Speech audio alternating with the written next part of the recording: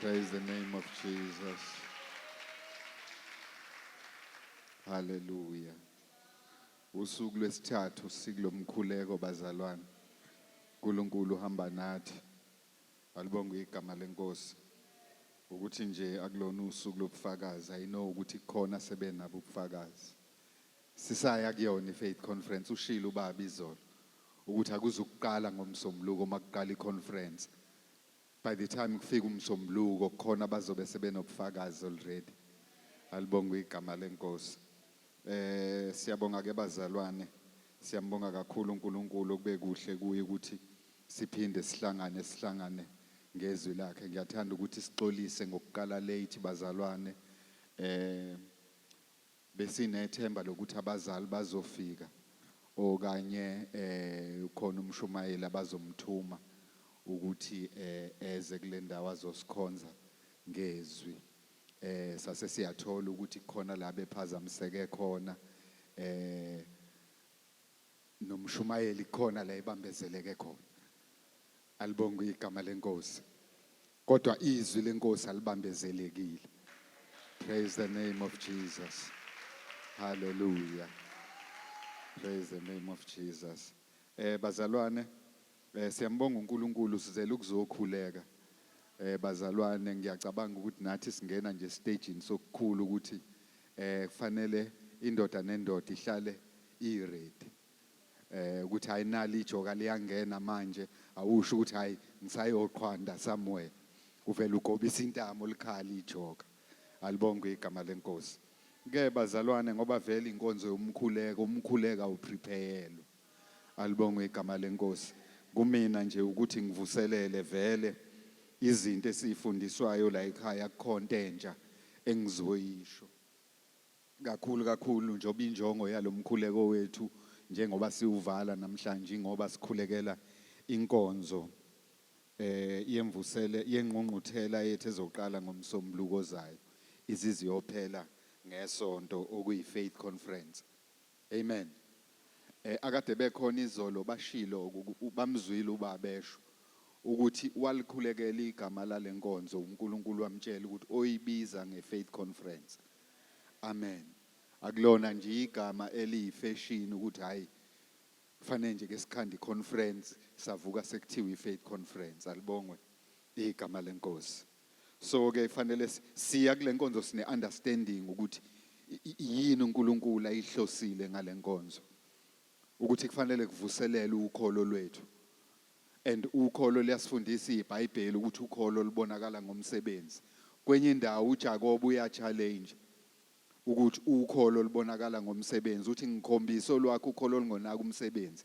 Mina ngizomkhombisa imisebenzi eza ngokukholwa. Alibonge igama lenkosi.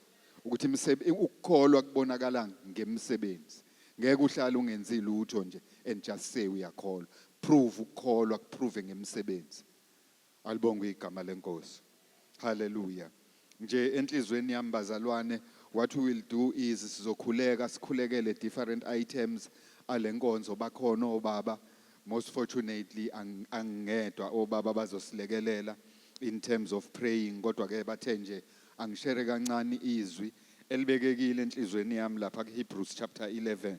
Uverse 1 liqala ngokuthi now faith is the substance of things hoped for.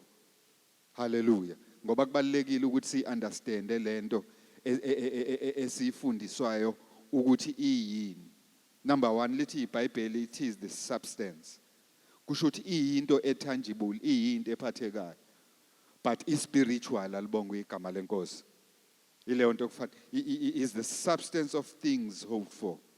So enye into analogy ejwayele ukushow ubaba ukuchaza lento ukuthi ifaith ifana nesandla sokwamukela umuso ovela kuNkulunkulu. Ngoba masindiswa ngokukholwa okuvela emseni kaNkulunkulu. Alibonge igama lenkosi. Izolo ke wenza ianalogy la ubaba ukuthi ungafika ubeke ifridge la ubeke nogesi la nansi iplug ikhona ugesi. But akusho ukuthi ifridge ngoba uyithengile kagesi nogesi unawo endlini ifridge izosebenza. Kusho ukuthi kufanele kube nentambo ezothatha ugesi iwulethe la. Intambo iyifaith ngoba umusa kaNkuluNkulu ukhona entambeni ukuze ufike efrijini kufanele ifaith eyintambo iwutransport. That is why ethi ifaith into eqhamuka kuthina ukuthi lokho esikulangazelela uNkulunkulu okuvela ezwini lakhe sikwamukele ngokuthi sikukholwe. Alibonge igama lenkosi. Enye yezinto ke eyidileyayo ukumanifesta kwezinto zethu ne-aborta icebo likaNkulunkulu ukuthi uNkulunkulu sifuna ukumlimit. One, ngokuthi singabi patient. Alibonge igama lenkosi. Ngike ngasho nangosuku lokuqala ukuthi khona ezinye izinto ezama enemies okukholwa. Ngaleso sikhathi ngibala i-doubt, ngabala i-fear, ngabala ama-distractions. Izinto nje eziqhamukayo zisiphazamisa. And there's another thing ephazamisa ukusebenza i-faith, ama-results e-faith empilweni yethu. Ukungakwazi ukubekezela, ukuba impatient. Alibonge igama lenkosi. Lento yokuthi uNkulunkulu simnqumela ukuthi into ulangazelela ukuthi yenzeke nini. So mayingasenzeki, it's either uyayeka ukukholwa noma kusho ukuthi uNkulunkulu umqamba imanga. Kanti uNkulunkulu akayena umuntu ukuthi angaqamba amanga. Lithi iBhayibheli, let everybody be a liar, asale yena eqinisile. Alibonge igama lenkosi.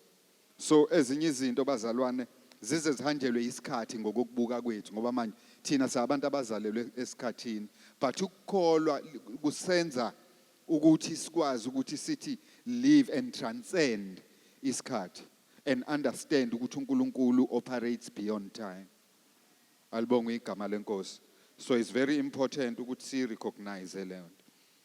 Lithi faith is the substance of things hoped for and the evidence of things that are not seen.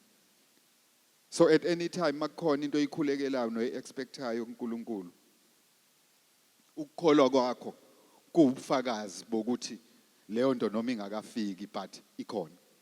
Alibonge igama lenkosi. So lokho kwenza ukuthi uphelelwe ukungabaza. Hallelujah. Why are we saying this? Mawufunda kuleli verse, mawuya ku verse 6, lithi but without faith it is impossible to please God. That's another thing. Akathokozi. Awukwazi ukumthokozisa uNkulunkulu ngaphandle kokukholwa. Akajabula uNkulunkulu ngomuntu ongakholwa.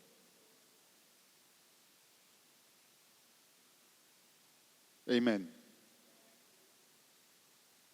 Liqhubeka lithi, for he who comes to God must believe that he is. Amen. And that he is the rewarder of those who diligently seek him. So there's two things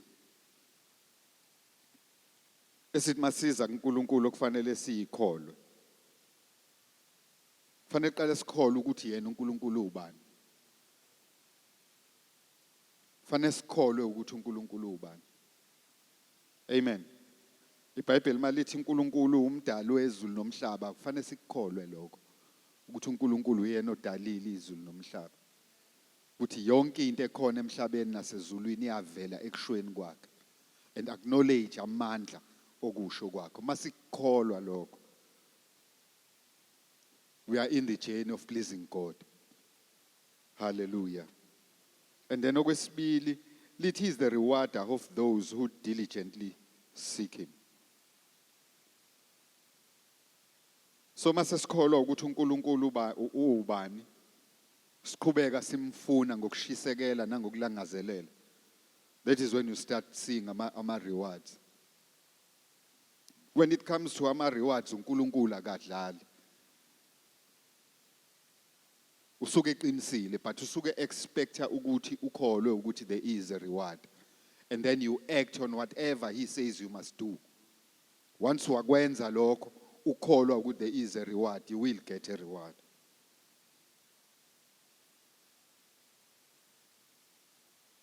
Amen. Alibonge igama lenkosi. Sesizokhuleka bazalwane. One thing that I wanted to highlight kule ncwadi, incwadini yabaHebheru mayichaza indaba yefaith bazalwane, it talks about abazalwane abaningi elibachazayo ukuthi baphila ngokukholwa. Amen. But mawufunda ku verse 13 la ku Hebrews 11 lithi they all died in faith. Amen. Not having received the promises. Hallelujah. Ukube besingama lapho we would be a little bit disappointed. Ukube besingama nje lapho sime sithi ngqi. Ukuthi labazalwane sekukhulunywe kangaka nabo.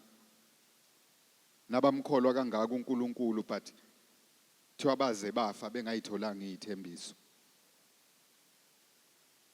So there is no courage in knowing ukuthi umuntu aphila kwakhe impilo yakhe yonke emkhola uNkulunkulu and you read ukuthi he never got a promise. Hallelujah. But masiqhubeka sifunda.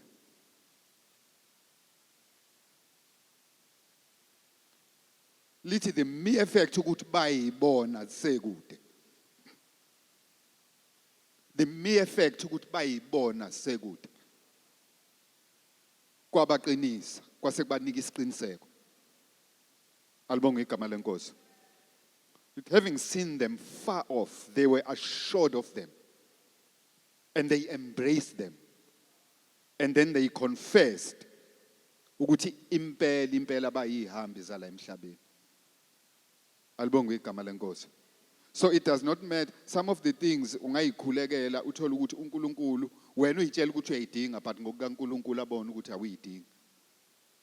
And in most cases uthola ukuthi lento wena oyilangazelelayo uyikhulekela uyicela kuNkulunkulu uyitshela ukuthi uyayidinga kwangempela kanti uNkulunkulu ubona ukuthi uyayidinga. Ingoba yena ubona ukuthi khona engcono kunale oyilangazelelayo azi ukuthi uNkulunkulu uthi uyayidinga. Sisuke sisale lapho.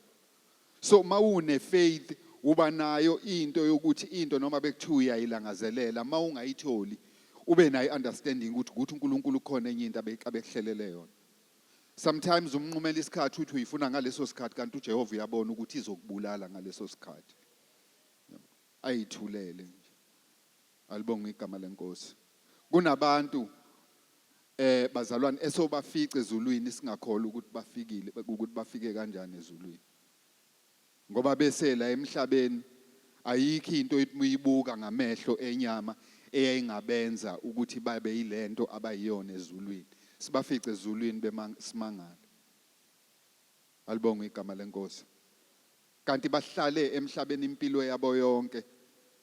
They were content with what they were doing, but ukukholwa kwabo was never shaken up to the last second. And they were steadfast ekumkholweni uNkulunkulu. Mabefika ezulwini athi uNkulunkulu well done good and faithful servant. Ngoba awungeni kuphela awungene ezulwini ngokuthi waziwa kangakanani nokuthi usushumayele kangakanani nokuthi waziwa obani. But if impilo yakho does not please God, everything else becomes futile. Alibonge igama lenkosi. So labazalwane siyezwa ukuthi 1 they died in faith, 2 they did not receive the promises. But they've seen him far off and they were assured of them and they embraced them. Bazamukela zikude zinjalo. The mere fact that ukuthi bathi bekholwa bayibona zikude and they were assured ukuthi izona, that was enough for them. Alibonge igama lenkosi. And lokho akubenzanga balangazelela zona. They started believing ukuthi impela lo isimkholwayo uyena umdali wezulu nomhlaba. Nokuthi indeed they were strangers. Kusho ukuthi they believed ukuthi kunezwe esiya kulona. La esiyohlala khona ingunaphakade nenkosi yethu. Hence the Bible, they confessed that they were strangers and pilgrims on the earth. Hallelujah. Praise the name of Jesus. So ke nje bazalwane bengidlalela ukuthi sikhuthazane ukuthi yini ngempela le esikhuluma ngayo yini le kuzobe kukhulunywa ngayo ukuze silungisise inhliziyo zethu ukuthi izwi likaNkuluNkulu ezilishunyayelwe impilweni zethu silamukele lenza umsebenzi empilweni zethu ezimpande igcila enhlizweni amagatsha ayakhula bese lithela iy'thelo ezodliwa abantu. Alibonge igama lenkosi. And it's very important bazalwane ukuthi si-understand ukuthi ey'khathini zamanje abantu la emhlabeni abazi ukuthi abazalwane abasenandaba nezinto esiyishoyo. Seziningi izinto ey'shiwo abantu abakholwayo abangaphambi kwethu beshumayela. But abantu sebefuna ukubona sihambiso kwakhe uKristu manje. Sebefuna ukumbona manje uKristu ehamba ngeenyawo kuthini. Alibonge igama lenkosi. So as siya kule conference siye sinokukholwa ukuthi uNkulunkulu is going to empower us. Ukuthi sikwazi ukumrepresenta ngendlela efanele emhlabeni abantu babone sihambiso kwakhe. Alibonge igama lenkosi. Ngoba sebeshumayiziwe kugcwele ngisho ama-TV kushunyayelwa ko-TikTok abanye awazi ukuthi bashumayela ini kodwa nje kuyaphithiza yonke indawo. So people are tired of listening, they want to see. They want to see now. So uma sibizwa ngama-representatives kaKristu emhlabeni asingagcini ngokukhuluma ukuthi hayi sabazalwane. People must see ukuthi siyibona. Alibonge igama lenkosi. So kubalekile bazalwane ukuthi nje sikulangazelele whatever uNkulunkulu upon each and every one of us I believe bazalwane ukuthi ikhona into uNkulunkulu akubekele yona. Once you believe kuleyo nto wayikholelwa leyo nto, just use this opportunity ukuthi Nkosi whatever ongibekele yona, whatever I'm ready ukuthi manifest yenze umsebenzi empilweni yami. Alibonge igama lenkosi. Hallelujah. Abanye bethu mhlambe banobizo lika Elizabeth.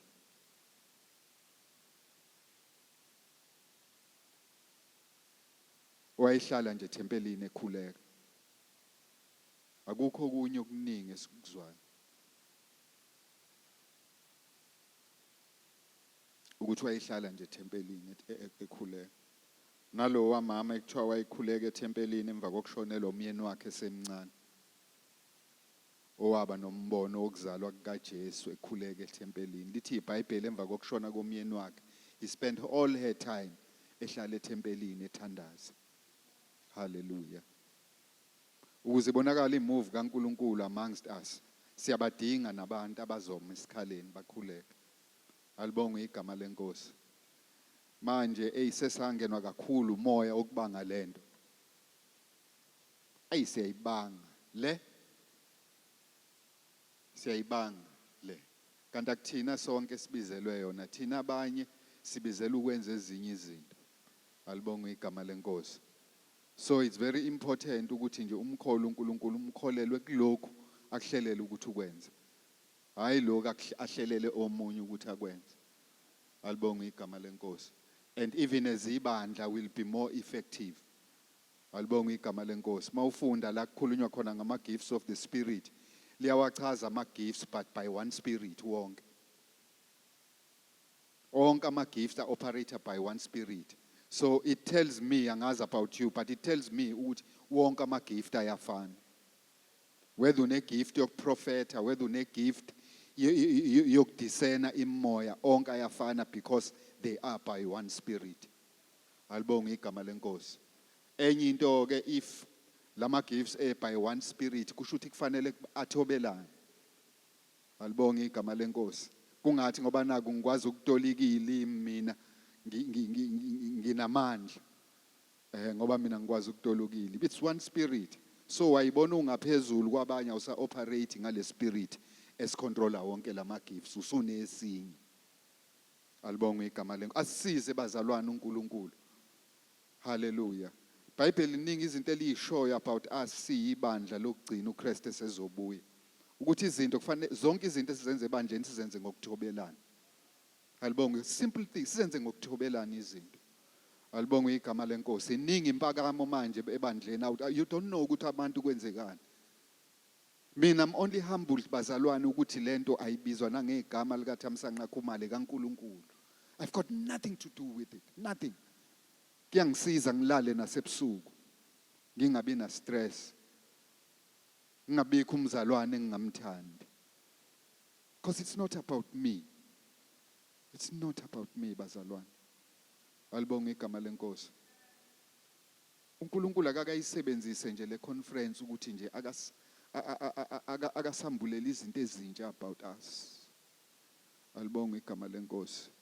Kuthi makukhona okunye baba that I hadn't tapped into awukwambule.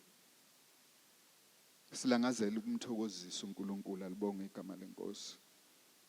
Hallelujah. Ngishilo ngomsombuluko ukuthi asigeqe izitsha zethu zenhliziyo. Sifike si-empty. Makunegqubu uliclean igqubu. Njoba ade sithandaza nje ade sisusa zonke lezi zinto. Singafiki nezitsha sithi sicela uNkulunkulu ayigcwalise. uNkulunkulu uzolunguza abone ukuthi kusane impatience athi hayi ngeke ngigcwalise. Susa yonke into sifike nezitsha zi-empty khona ezogcwalisa. Alibonga igama lenkosi. Asigcwalise uNkulunkulu, asigcwalise. Alibonga igama lenkosi. Praise the name of Jesus. So bazalwane nje akube semkhulekeni wethu bazalwane kuningi esikulangazelelayo ukuthi kwenzeke kuleli sonto elizayo ezizoqala le conference. But okubalekile bazalwane ukuthi sikhulekele. Sikhulekele kuningi okuzobe kwenzeka. On Saturday next week we'll be celebrating 50th anniversary kaBaba ekwi-ministry. Alibonga igama lenkosi. As Christ Kingdom citizens, yazi ngike ngihlale ngicabange ngiyibuke ukuthi uBaba has been ministering for 50 years across this country and beyond. He's touched impilo zabantu abaningi in this country.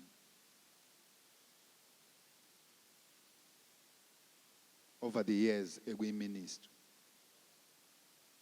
And everywhere you go, mawaphathi igama lakhe, awuyizwa enye into ehlukile about him except to call. Hallelujah. And then my question is, why during his Jubilee year it has to involve us?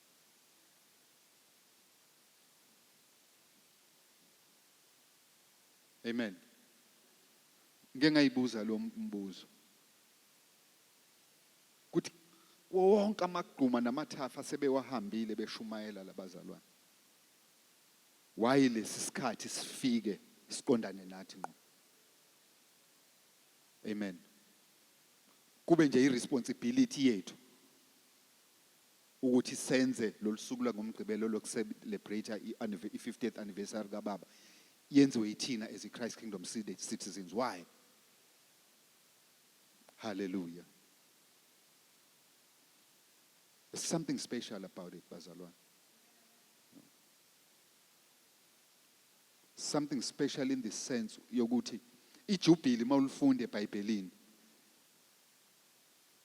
even kwa-Israel mawufunda iTestament, iJubili had a very strong spiritual meaning. I'm saying this bazalwane because asingakuzwa kuyi-burden ukuya kule nkonzo. That is why ngifane sikhulekele, sikuthokozele ukuthi uNkulunkulu he made sure ukuthi I become part of this. Hallelujah. Sibe inhliziyo zethu zibe ne-expectation. Good, this is a Jubilee year kaBaba Mahlaba. So as my spiritual father, kusho ukuthi khona into ezokwenzeka empilweni yami during his Jubilee year. He's my spiritual father. I cannot remain the same in his Jubilee year. Hayi ngiyamcela mina uNkulunkulu bazali, cannot be. Why ngempela bazalwane uBaba noma baza abantu abaningi. Abantu abangavele bahlangane kuthiwa no bazalwane ayasimthatheni sihambe siyohlala endaweni eziphambili. 50th anniversary kaMpostoli hayi ayasimqoqa. Ngahlangana nje insizwa nje eyinzima kabi. Kuthiwa hayi siyamthatha sombikise endaweni, but it's going to be here. Why? I'm challenging you bazalwane. Why? Amen. Sizokhuleka bazalwane. Alibonga igama lenkosi. As much as silangazelela ukuthi uNkulunkulu asisize ngale nkonzo, sibone ukushintsha okupositive empilweni zethu. nokuhlelwa kwayo njengoba ngizama ukuchaza ukuthi inkonzo enkulu kangakanani bazalwane. Particularly le yangomgqibelo ukuthi inkonzo enkulu kangakanani nanokuthi kubaleke kangakanani ukuthi siyikhulekele.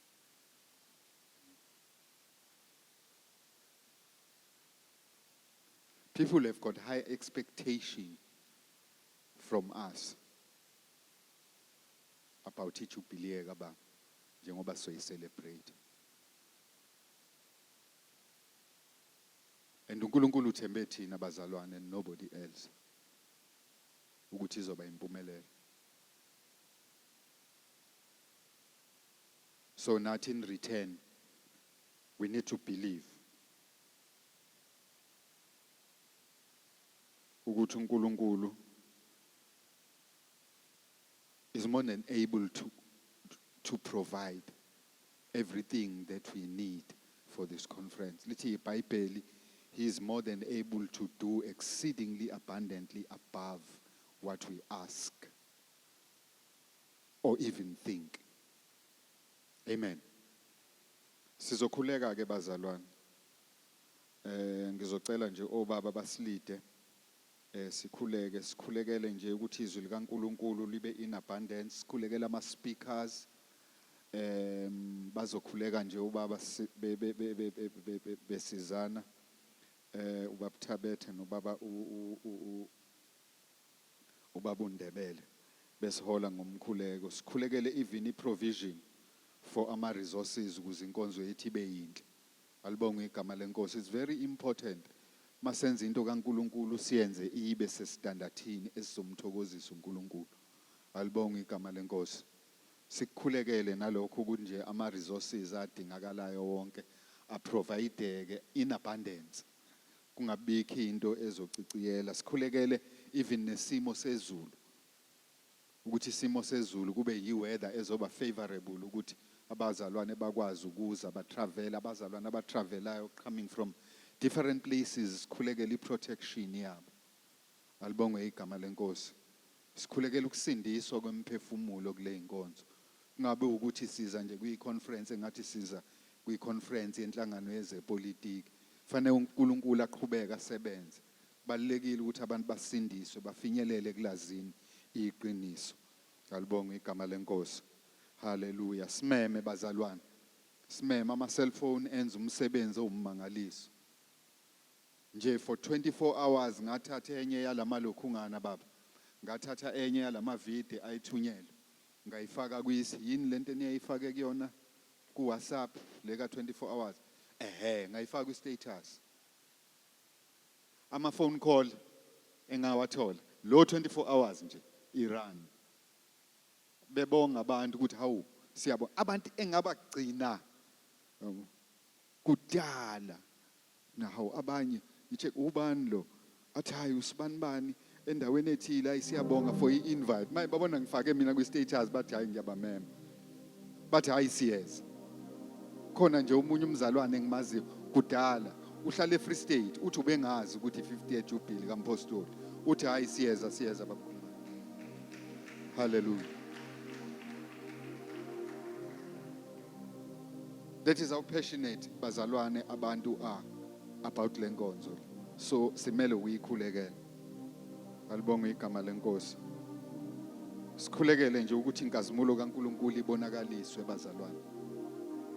Phakathi kwethu simuze uNkulunkulu esebenze ehamba phakathi kwethu. Alibonge igama lenkosi. Praise the name of Jesus. Maningi ama conference esesiwahambile. Ake sibone umahluko manje simbone uNkulunkulu. Simbone uNkulunkulu enza umsebenzi. Praise the name of Jesus. Asimeni ngeenyawo bazalwane sesothandaza sonke. Hallelujah. Praise the name of Jesus. Praise the name of Jesus. Hallelujah. I'm reminded bazalwane ngokukholwa kaAbraham. Yabona ukukholwa beyond anything that has been proven by isayensi yasemhlabeni nako konke ukwazi nokuqonda kwasemhlabeni, but uqhubeka ukholwa. Abraham is 90 years old, uNkulunkulu uyamtshela ukuthi unkosikazi wakhe by this time next year uzothola umntwana. And lithi iBhayibheli wahleka unkosikazi wakhe. Hallelujah. Because she could not believe ukuthi eminyakeni number 1 aye kuyona nanesimo sakhe ukuthi nje kwasekudalweni kwakhe liyasho iBhayibheli ukuthi nje wayengekho esimeni sokuthola abantwana. But against all that, uNkulunkulu mayizokhuluma indaba ukuthi by this time next year she will have a baby. It was unbelievable. Amen. Because ezinye izinto bazalwane ngoba sabantu bala emhlabeni iba khona i-element yokungabaza, but ukungabaza kufanele kukudistract. Ngiyacabanga naye ukuhleka kwakhe wayihleka ngoba nje eyitshela ukuthi hayi. But izinto ezinjengalezi kufanele ukuthi uyivumele ziyicime ifaith yakho. Ziba khona, it's natural. Kwesinye isikhathi it sounds too good to be true, but quickly reverse uyikhumbule ukuthi ubani and hold on to the word of God and have faith in what he says. Nangempela kwenzeka njengokusho kukaNkulunkulu, alibongwe igama lenkosi. Nathi izwi likaNkulunkulu and whatever he has promised us, bazalwane ke silikholwe njengo-Abraham. Alibongwe igama lenkosi. Fana noMaria, as much as he questioned ukuthi kuzokwenzeka kanjani, but into eyamsiza ukuthi wathi esequestionile wa-understand ukuthi ubani okhulumayo kuyena, washeshe wayicorrecta kuwe wathi makube kuwe, makwenzeke kimi njengokusho kwezwi lakho. Kwayiqeda yonke idoubt ngoba wavuma ukuthi uNkulunkulu, whatever you desire to do empilweni yami, I surrender my whole being unto you. Whether kwakuyiqiniso noma kwakungelona, but ngoba sekushilo uNkulunkulu usuke engekho omunye osengakushintsha. He can still do it nasempilweni zethu. Baba wethu osezulwini, babongise wenkosi yethu Jesu Kristu, siyabonga. Sikunikeza udumo egameni lika Jesu Kristu waseNazaretha. Sibonga Baba ithuba lokuhlangana endlini yakho sizophakamisa udumo lwakho, siphakamisa izibongo kuwe.